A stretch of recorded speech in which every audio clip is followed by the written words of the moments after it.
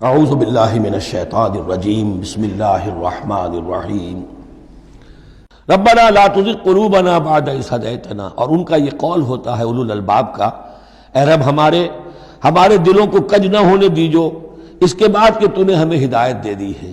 وہب لنا من لدنک رحمہ، اور ہمیں تو خاص اپنے خزانہ فضل سے رحمت عطا فرما۔ انک انت الوہاب، یقیناً تو ہی سب کچھ دینے والا ہے، تیری بارگاہ سے ملے گا۔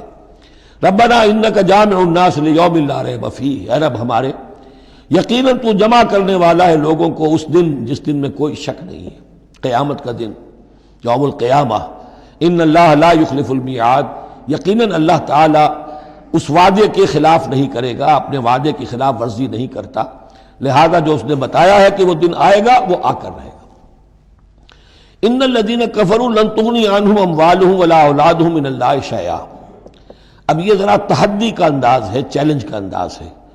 زمانہ نزول کے اعتبار سے آپ نے نوٹ کر لیا کہ یہ سن 3 میں نازل ہو رہی ہے سورہ مبارکہ غزوہ احد کے بعد، لیکن یہ کہ یہ رکوع جو ہے اس کے بارے میں گمان غالب ہے کہ یہ غزوہ بدر کے بعد نازل ہوئی ہے۔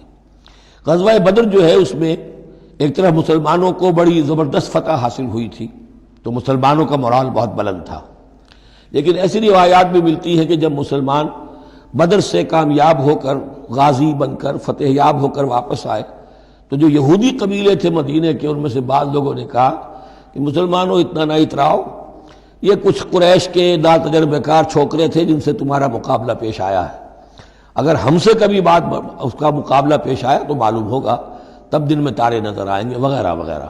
تو اس پس منظر میں یہ الفاظ کہے جا رہے ہیں کہ نہیں، تمام کفار اسی طریقے سے آخر کار زیر ہوں گے اور اللہ کے دین کو غالب ہونا ہے۔ واللہ غالب علی امرہ ولکن اکثر الناس لا یعلمون۔ ان الذین کفروا لن تغنی عنہم اموالہم ولا اولادہم من اللہ شیئا، یقیناً جن لوگوں نے کفر کی روش اختیار کی ہرگز نہ بچا سکیں گے انہیں، نہ ان کے مال نہ ان کی اولاد اللہ سے کچھ بھی۔ واولئک ھم وقود النار، اور وہ تو سب کے سب آگ کا ایندھن بنیں گے۔ کداب آل فرعون، تمہاری تو حیثیت ہی کیا ہے، چپندی کا شوربہ۔ آل فرعون کا معاملہ یاد کرو، ان کے ساتھ کیا ہوا تھا، شہنشاہ اور بڑے لاؤ لشکر والا، وفرعون ذی الاوتاد کداب آل فرعون والذین من قبلہم، اور اسی پر کیا اس سے پہلے ثمود اور عاد جیسی قومیں زبردست جو ہیں اسی جزیرہ نما عرب میں رہی ہیں۔ کذبوا بآیاتنا، انہوں نے بھی ہماری آیات کو جھٹلایا تھا۔ فاخذہم اللہ بذنوبہم، تو اللہ نے پکڑا ان کو ان گناہوں کی پاداش میں۔ واللہ شدید العقاب، اور اللہ سزا دینے میں بہت سخت ہے۔ قل للذین کفروا، اے نبی کہہ دیجئے ان لوگوں سے جو کفر کی روش اختیار کر رہے ہیں، ستغلبون وتحشرون الی جہنم، تم سب کے سب مغلوب ہو کر رہو گے، دنیا میں مغلوب ہوگے اور پھر جہنم کی طرف گھیر کر لے جائے جاؤ گے۔ وبئس المہاد، اور وہ بہت برا ٹھکانہ ہے۔ قد کان لکم آیۃ فی الفئتین التقطا، تمہارے لیے ایک نشانی آ چکی ہے ان 2 گروہوں میں جو آپس میں جنہوں نے جنگ کی، یعنی بدر کی جنگ ہوئی، اس میں ایک طرف مسلمان تھے ایک طرف مشرکین مکہ تھے، تمہارے لیے نشانی موجود ہے۔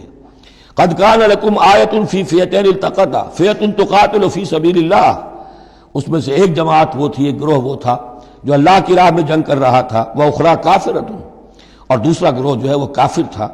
یرونہم مثلیہم رأی العین، وہ دیکھ رہے تھے اپنی آنکھوں سے کہ ان سے دگنے ہیں۔ اب اس کے کئی معنی کیے گئے ہیں، ایک یہ بھی ہے کہ مسلمانوں کو تو کھلا نظر آ رہا تھا کہ ہم سے دگنی فوج ہے، بلکہ 3 گنی تھی۔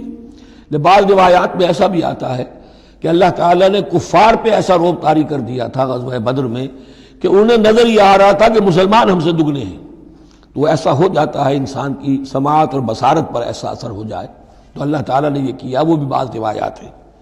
واللہ یؤید بنصرہ من یشاء، اور اللہ تائید فرماتا ہے اپنی نصرت سے جس کی چاہتا ہے۔ ان فی ذلک لعبرۃ، اس میں یقیناً ایک عبرت ہے، سبق آموزی ہے، لأولی الابصار، لیکن یہ عبرت اور سبق آموزی صرف ان کے لیے ہوتی ہے کہ جو آنکھیں رکھتے ہوں، جن کے اندر جو ہے دیکھنے کی صلاحیت موجود ہو۔